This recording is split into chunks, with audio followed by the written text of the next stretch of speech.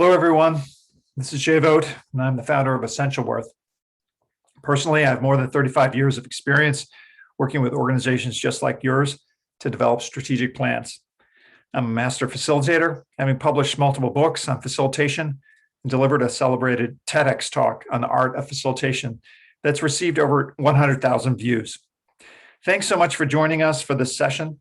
I know your time is limited, so let's jump right into our topic today: your essential strategic plan.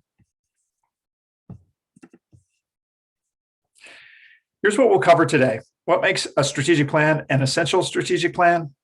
How do you prepare as a planning team to be ready for our first live sessions together?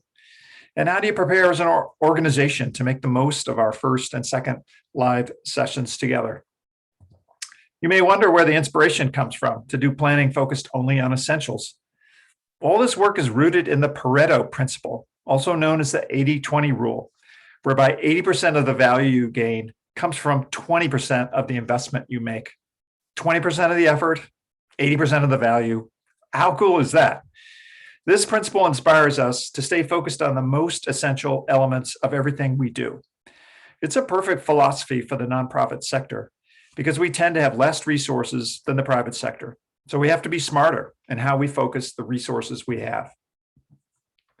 The focus on essentials underpins every aspect of this approach to strategic planning. Of all the possible planning components, we think three are critical: team, task, and template. You'll need a strong team with guided facilitation that unifies your team and engages your stakeholders as efficiently as possible. You'll want a streamlined process that structures your time wisely, engages your team, and keeps you on task moving forward. And you'll want a framework that keeps you focused and enables you to build a plan that you will actually use. We've kept ours simple, just a 2-page template. So team, task, and template are the core components of an effective and efficient strategic planning process. Let's explore each of these a bit more, beginning with team. Building the right planning team is key. We recommend teams of between 5 to 8 persons, large enough to be representative, small enough to be efficient. This size allows for rich discussions from a diversity of voices, yet still ensures that everyone gets heard. Start with your executive director and board chair so the top organizational leadership is at the table, and then invite key board staff and other stakeholders. And now, task. You need a planning process that streamlines your work to respect everyone's limited time, that focuses on what adds value, and that engages your key stakeholders so you can build momentum and gain buy-in as you move forward. To create an essential strategic plan, we provide for a series of 8 conversations from which your plan will naturally emerge. What do we value? These are the things we care about, that you never compromise no matter what else changes in the organization. What's our mission? Why do you exist? And whom do you serve? Our current situation. You want to explore your internal strengths and weaknesses, your external opportunities and threats. Critical issues you face right now. These emerge from your situation analysis. Your aspirations for the next 10 years or more concretely, what you hope to achieve in 3. These are the goals that are the most important to your organization right now. How will we get there? Your objectives for each of your goals. How do you measure success? You want proof for yourself and others that you're making a difference by accomplishing your goals. And how do we ensure sustainability? It's important to align your program and financial strategies in a way that ensures sustainability over time. These conversations form the heart and structure of your eventual plan. And lastly, template. Our template is a thing of beauty. It's 2 pages back to back, fits on a single page. It's based on a best practice from small business called the 1-page strategic plan. It gives you all the essentials, but only the essentials. So let's zoom in. First, guiding ideas. Those are the big picture ideas, such as mission, vision, values that set the broad parameters of who you are and where you're going. Next, an assessment that looks both internally at your strengths and weaknesses and externally at critical opportunities and threats. On the second page, you'll harvest these insights into a handful of critical strategic issues. And then reflecting on those issues, you frame goals. and then objectives and success metrics for those goals. In essence, where you want to go and how you'll know you're being successful when you get there. Lastly, there's a place for a succinct business model statement. It's an extremely efficient way to pull together all the essential elements of a plan. And if you're noticing some similarities, you're right. You're seeing how the 8 conversations lead you to populate these key plan elements. In fact, the 8 conversations provide the structure for our 4 sessions of working together. In session 1, we work on values and mission. In session 2, a SWOT analysis and critical strategic issues. In session 3, vision and goals and objectives. In session 4, success metrics and business model. There's another brief webinar just like this one prior to session 3, and a final one after session 4. Now, my favorite part of a map is the part that says you are here. In this case, the first webinar before the first live sessions. So let's talk about your team and getting you all ready for session 1. You got to get the team ready to go. You got to do some preliminaries, get everybody familiar with the process. Let's go through this a little bit more in detail. Now, we've mentioned the importance of the team and getting it the right size. So who makes for a great team member? Someone's committed to the mission of the organization, willing to put in the time, brings a unique perspective, and plays well with others. One of the team members needs to be a team leader to keep the team focused, on task, just making sure everybody contributes and that any pre-work that needs to be done gets done. Team leader doesn't have to do it, but just has to make sure it gets done. And you get extra credit if that isn't the executive director or the board chair. They have enough on their plate already. It's a great leadership opportunity for a future ED or a future board chair. Now, the last thing the team needs to do is some pre-work. You want to be sure you understand the process, answer any questions you have. So we provide you with a copy of the template we saw earlier, an article that provides a narrative explaining the process and how it relates to the template. And then there's this webinar that overviews sessions 1 and 2. The last part of the pre-work relates specifically to your organization. There's a little bit of work you need to do as an organization to be ready to have a successful conversation around mission and values. So what would that be? Well, we require that your team leader, or some volunteers spend a little time assembling the work of your organization is already done in the area of guiding ideas. Most, if not all, nonprofits have a mission statement. Many of them have multiple versions of it.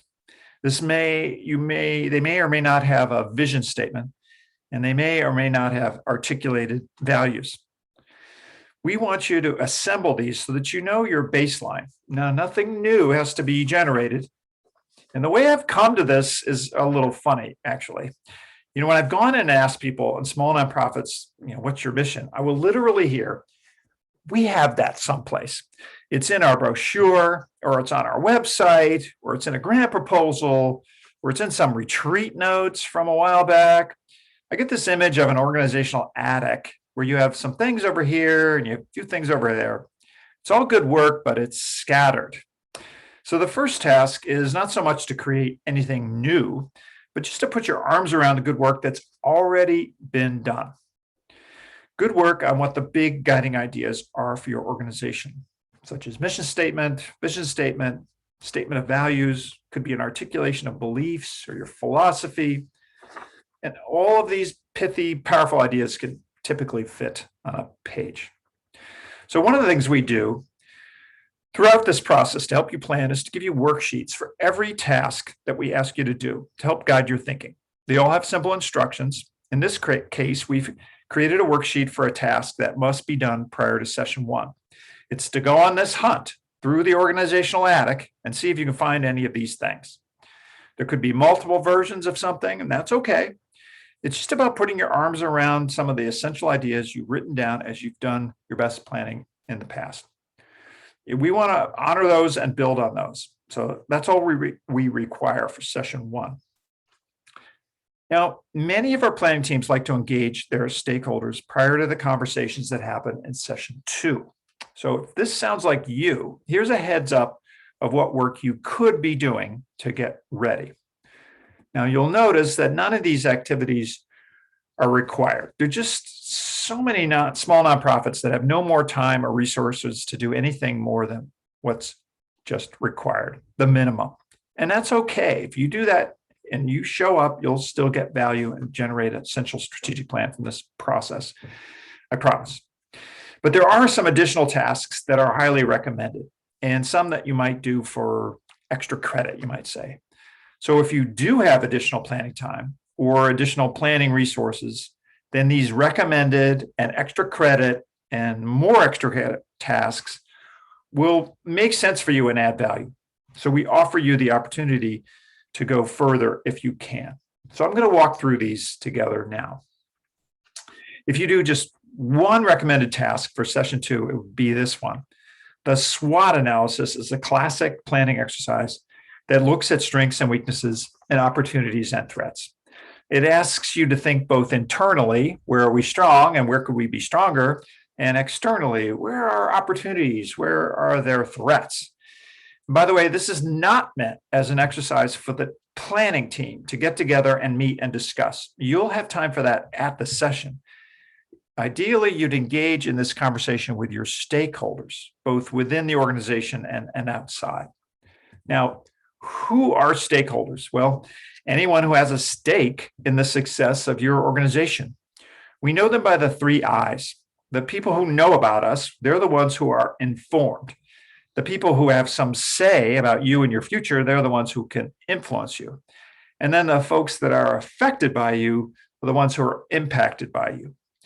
Generally speaking, this translates to your board members and your staff, but also your donors, your volunteers, of course, your clients, and your peers and other agencies.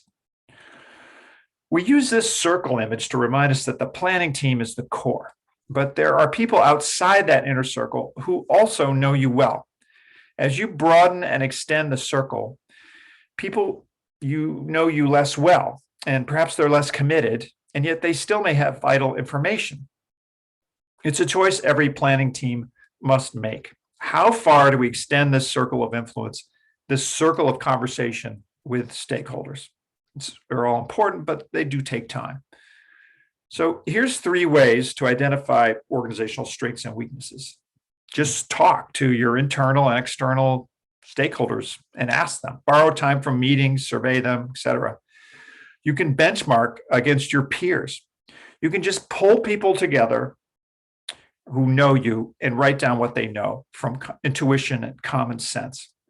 Similarly, this is how we would identify opportunities and threats in the environment. We can talk with internal and external stakeholders. You can scan your peers for best practices. You can scan your industry for trends. And we have a worksheet for you to gather this information and collate it into top-level themes. To actually record the data, if you're talking to bunches of stakeholders, will take more space on a page. But when you synthesize it, when you aggregate it to some of the big picture ideas you've learned, this is a great worksheet for this. There are 4 additional tasks that some of you may want to take on. Doing so will only enrich your planning experience in our first and second sessions, or most of our second session here. On the right side, you'll see you have this lovely graphic display of a school's profile of itself. It says, what's our enrollment? Where do our students come from? What percentage of them are on aid, etc. They're the kind of questions a journalist might ask. And it's just the kind of things that people would want to know about a school. And here it shows it, boom, boom, boom, boom. In this case, all of this information about your organization, I'm assuming, it already exists. It's in your grant proposals or your annual reports. It's in your brochures. It's on your website. It's just a question of downloading it and aggregating it to make it available for planning team members so that everybody on the planning team has access to the same basic information and there's a level playing field. Putting it together can be very satisfying. As I said, the information is available. You just have to pull it together. So we've given you a worksheet you can use as a basis to compile this information. Another area that can be really useful to know is to take a moment and step back from the day-to-day and recall the founding history and the major events in the history of your organization. The founding vision can be a source of great inspiration. The significant events in the organization's history and how the organization dealt with them could be another source of inspiration, as well as the achievements you've accomplished of which you're proud, and the leaders who have shaped the culture and the feeling of the organization. Just a narrative, could be text or bullet points, will do, some highlights. It's a great way to acknowledge where you've come and how it has positioned you to be where you are today, which of course shapes your future. So of course, we give you a worksheet to help you gather that information in a succinct way. This next step sounds a little scarier, but it doesn't have to be. You can ask yourself, what are some demographic characteristics of the community we serve and the target audiences we're serving? And what have we learned about them from research that's been done? What are the needs that they have now that make our services a good fit with them? And how is our community changing? This type of research can be tremendously time-consuming and almost endless because communities and target audiences are such complex and disparate entities. It's also likely, however, that other agencies have similar concerns and they may well have done similar work. In short, there's probably a lot of information that's already available. The most cost-effective, efficient way to approach this task is to find those entities that have already tackled these questions, that have already learned a lot, and have already produced results that you can use as a proxy for doing your own research. So just go in and grab some of that existing material to benefit your planning process. Community publications have this material, peer and government agencies have this material, industry groups have this material. You may even have this material yourself, buried in some previous grant proposals or annual reports. So if you can, gather this knowledge and these insights to better inform your planning team. And of course, we offer you a worksheet to summarize your learning about the needs of the community that you serve. The last area of inquiry we invite you to explore is to look at how your organization relates to others that are operating in the same space, serving the same mission, potentially serving the same audience. Here's just a short analysis from the perspective of a prominent museum in Concord, Massachusetts, a town that has many cultural and historic resources. So one is Orchard House, and just down the road is another, the Minuteman National Park. What could be the nonprofit's relationship to the other nonprofits or public entities that are serving similar missions or similar audiences in the marketplace? Well, let's start by looking at where they could collaborate. These two nonprofits can come together with others as part of a local cultural district and do things collectively that they can't do alone. They could bring in a major exhibition that they couldn't bring in alone. There are fantastic opportunities for collaboration, but at the end of the day, if there's a visitor coming to town and they're going to buy a ticket, they can only visit so many places. So you are competing around visitor admissions, potentially with the same major donors, the same demographic pool. So you have to be mindful of this other entity and your relationship with it. So the national park's also doing visitor admissions, but they have a national sphere of influence, and you could potentially collaborate with them on a major national grant application. So you could see the kind of creative thinking that comes from reflecting on your competitive position, where you can collaborate and where you must compete. We have a worksheet for this. It basically says, who are your competitors in your marketplace, where there's some overlap of mission or audience? Where must you compete? And where could you collaborate? Foundations and other donors are looking for collaboration in our sector, so this analysis is important. If you can do this analysis, then take one step back and ask yourself, relative to these other competitors, what is our advantage? What makes us unique? What makes us special? Why would a donor invest in us rather than another of these worthy groups? See if you can state that or distill those insights into a few sentences or bullet points. So here's an overview of the pre-work we're asking you to do. Get your team together, familiarize yourself with what we're doing here through the worksheets, the webinar. And then as a required task, put your arms around the guiding ideas as they've been documented from various sources in your organization. So you have that as a resource for the work you'll do at session 1. Potentially do a SWOT analysis if you possibly can, ideally engaging both internal and external stakeholders for session 2. And for extra credit, compile a facts at a glance about your organization, an organizational history, a summary of community needs, and an assessment of your community, of your competitive position. And just a single page on each will do. So here's our housekeeping slide. Team members, we want you to read those articles, look at the template, review a worksheet that comes to you. Team leader, we want you to organize that work gets done around the first worksheet, and you will want to download worksheets for session 1, so you have those ready to go at your computer. And then just plan on showing up, being ready to work, and for sure you'll get value from this session and others.